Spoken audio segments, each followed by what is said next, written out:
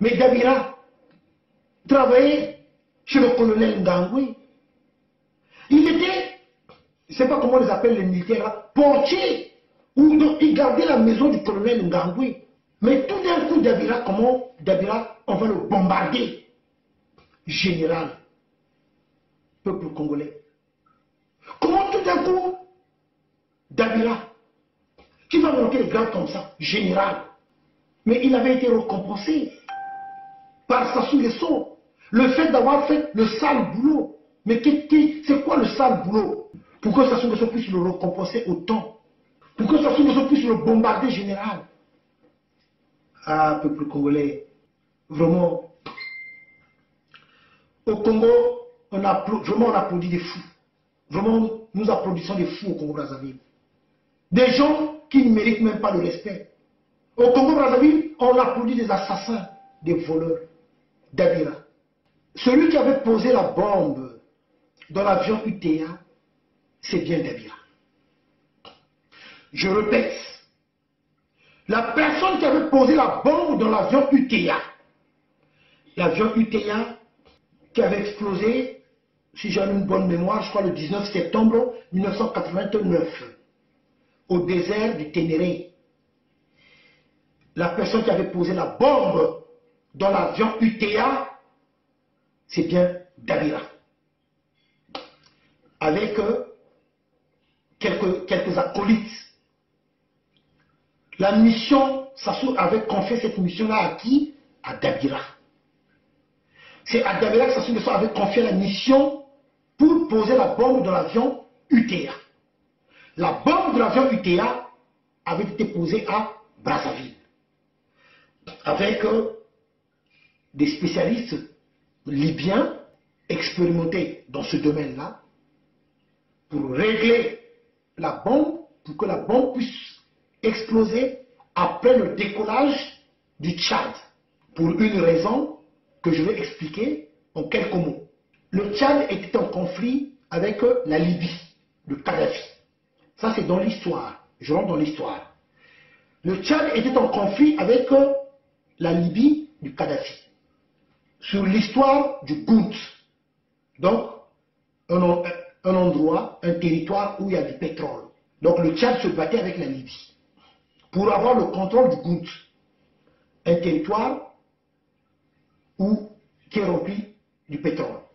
Du coup, Kadhafi avait décidé d'en finir avec Hissène Habré. Hissène Habré, qui devait prendre ce vol du TIA. Kadhafi étant au courant que Hissène Habré va se rendre en France et qu'il va prendre le vol du TIA, Kadhafi qui va passer par Sassou Nguesso. Parce que la bombe ne peut pas être posée à N'Djamena, au Tchad. Comme l'avion faisait Brazzaville, N'Djamena, N'Djamena, Paris. Donc, il fallait maintenant que Kadhafi demande à Sassou Nguesso pour qu'on pose la bombe au niveau de Brazzaville, jusqu'à N'Djamena, et après le décollage de N'Djamena, que l'avion puisse exploser. Donc, les mercenaires libyens vont arriver à Brazzaville. Les mercenaires libyens vont arriver à Brazzaville, bien avant, la bombe bien préparée. Ils étaient logés à l'hôtel. Et il fallait maintenant que ces Libyens-là, qui avaient préparé la bombe, qui puissent être accompagnés des officiers ou des éléments congolais. Donc, ces éléments congolais, qui étaient partis à Maya Maya, avec ces mercenaires libyens, pour poser la bombe dans l'avion UTA, c'est bien Dabira et les autres. C'est bien Dabira et les autres. Donc du coup, une fois posé la bombe dans l'avion, dans ce vol-là, je rappelle, pour ceux qui ne le savent pas, la fille de Bokamba Yangouma avait pris ce vol-là. La fille de Bokamba Yangouma, il y avait des Français, il y avait des Américains aussi, il y avait pas mal d'étudiants, parce que ces étudiants-là, ils venaient passer leur thèse de doctorat, comme la fille de Bokamba Yangouma. Mais l'enfant de Dabira va être dans l'avion. Mais qui va descendre où? Qui va descendre au Tchad. Donc, l'avion va décoller de Brazzaville, arriver à N'Djamena. Hissène Habré qui devait prendre ce vol-là.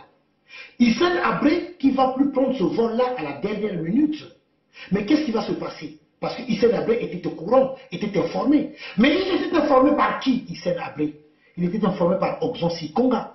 Oxon Sikonga, dont il avait de très bons rapports, puisqu'Hissène Habré avait fait ses études ici en France. Et Oxon Sikonga avait fait ses études ici en France, ils se connaissaient ici en France. Et ils avaient de très bons rapports. Hissène Habré et Oxon Sikonga.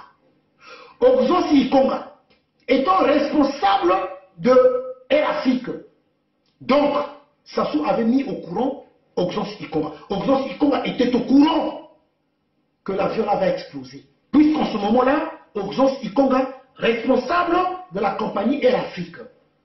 Mais Oxon Sikonga, qui va souffler cette information-là à son ami Hissène Habré, de ne pas prendre ce vol-là, de ne pas prendre l'avion UTA.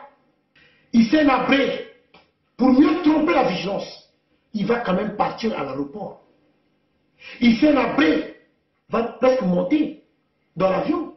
Et ses collaborateurs, mais il va le descendre. Sassou au courant que Hissène Habré est monté dans l'avion. Kadhafi au courant que Hissène Habré est monté dans l'avion. C'est pour cela que, en 1989, pendant l'explosion de l'avion UTA, c'est pour ça que la presse libyenne et à Brazzaville, on avait déjà presque annoncé la mort d'Hissène Habré. Souvenez-vous de ce que je suis en train de vous dire. À l'explosion de l'avion UTA, dans le désert du Ténéré, donc après le décollage de l'aéroport de N'Djamena, après le décollage, c'est déjà le désert.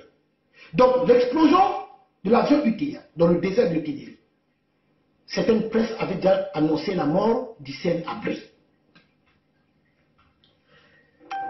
Chers compatriotes du peuple congolais, moi, comme je parle avec des preuves, le document, toujours dans mes recherches, j'ai imprimé le document de l'avion UTA. L'avion UTA est là, dans le désert du Ténéré. Regardez l'avion UTA. Dans le désert du Ténéré. Regardez vous-même. Le 19 septembre, un de ces 10 UTA s'est écrasé au Niger, provoquant la mort de 170 personnes, dont 54 Français.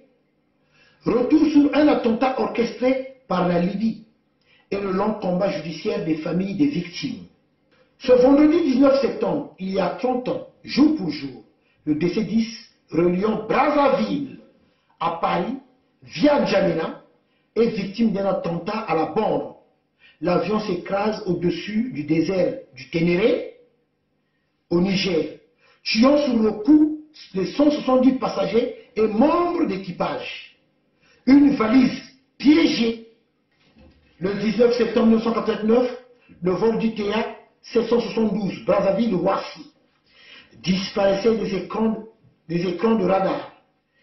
46 minutes après son escale de Tchad, de N'Djamena au Tchad, les débris épars du DC-10 et les corps de ces 70 passagers sont retrouvés dans le désert du Ténéré, au Niger, quelques 17 heures plus tard.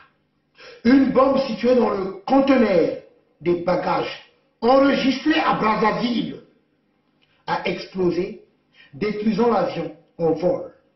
L'enquête du DC-10 du TA s'oriente vers la Libye. Le 23 septembre 1989, une instruction est ouverte en France sur l'attentat du DC-10 du TA par le parquet de Paris. En juin 1990, un témoin congolais, Bernard Yanga. Chers compatriotes, le document est bel et bien là. Je ne vais pas tout lire jusqu'au bout, mais je vous ai lu un tout petit peu. C'est pour vous ramener à ce point-là, chers compatriotes. La bombe, dans ce document, est bien dit que la bombe avait été déposée à Brazzaville. Un colis piégé. Malgré que la bombe avait été posée à Brazzaville. Et que Kadhafi avait dédommagé les familles, avait dédommagé les victimes parce que la Libye avait reconnu. Mais jusqu'aujourd'hui, suivez très attentivement, malgré qu'il y avait eu 54 Français qui avaient trouvé la mort, mais jusqu'aujourd'hui, la responsabilité de Sassou Nguesso n'a jamais été évoquée dans ce dossier-là. La responsabilité de Sassou Nguesso n'a jamais été évoquée dans ce dossier-là. Et pourtant, c'est à Brazzaville qu'on avait posé la bombe. Et pourtant, la bombe était partie bel et bien de Brazzaville. En 2018, près de 30 ans après l'attentat, une association de victimes voulait une nouvelle enquête sur cette affaire. C'est le site d'information Mediapart qui a relancé le débat en affirmant que des proches de l'ancien président français auraient approché l'entourage de Muammar Kadhafi en 2005, qui était au pouvoir en 2005 ici en France. Vous-même, vous savez, celui qui était au pouvoir ici en 2005 en France. Je poursuis. Dans le but de faire annuler la condamnation de son beau-frère Abdallah Senoussi, condamné en France par contumace pour l'attentat en échange d'un soutien lors de la campagne présidentielle française en 2007. Donc, vous avez compris, ici en France, il y a un candidat à l'élection présidentielle de 2007 qui avait monnayé, qui avait envoyé son entourage auprès de Kadhafi pour avoir de l'argent pour la campagne présidentielle. Vous avez compris? Voilà cette France-là, des corrompus, la France-Afrique.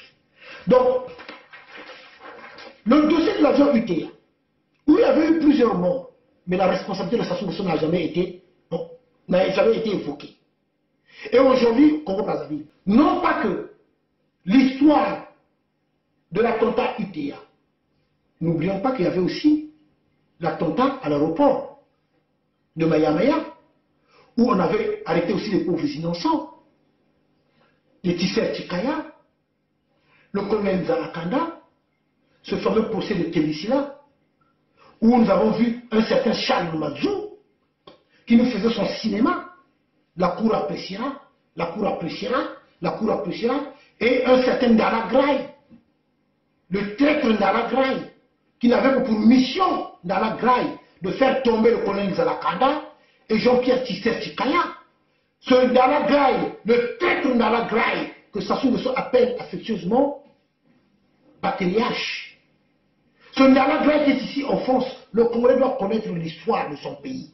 Comme ça, nous saurons qui est qui au Congo-Brazzaville. Parce que jusqu'aujourd'hui, tant que vous n'allez pas vous plonger dans l'histoire du pays, pour connaître qui fait quoi et quoi, le peuple congolais serait toujours manipulé.